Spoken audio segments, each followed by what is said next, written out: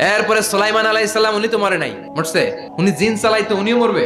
শক্তিশালী একজন নবী ছিল। উনি মালাকুল মাউতকে বলেছিলেন, মালাকুল মাউত, আমার মৃত্যুর সুয়াইয়া সামান্য কিছু আগে আমারে বইলো, আমার একটা কাজ আছে। মালাকুল মাউত মৃত্যুর কিছু সময় আগে এসে বলল, সুলাইমান টাইম ইজ আপ, সময় শেষ, অল্প কিছু সময় বাকি, কি করবেন করেন। সাইয়েদনা সুলাইমান জিনদেরকে ডাকলো, ও জিনেরা, বিশাল একটা প্রজেক্ট আছে, প্রজেক্টে কাজ শুরু করো।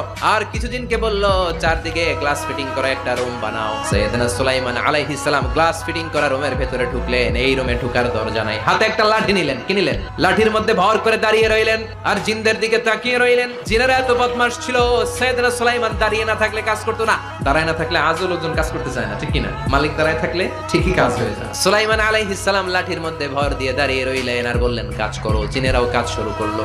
ওদিকে মালাকুল মাউত এসে বলল, সুলাইমান সময় তো শেষ। সুলাইমান বলে, সমস্যা নাই, রূহ কবজ করো। উনি লাঠির মধ্যে ভর দিয়ে দাঁড়িয়ে রইলেন। গ্লাস ফিটিং করা রুমের ভিতরে কোরআন সাক্ষী, মালাকুল মাউত ওইভাবে লাঠিতে ভর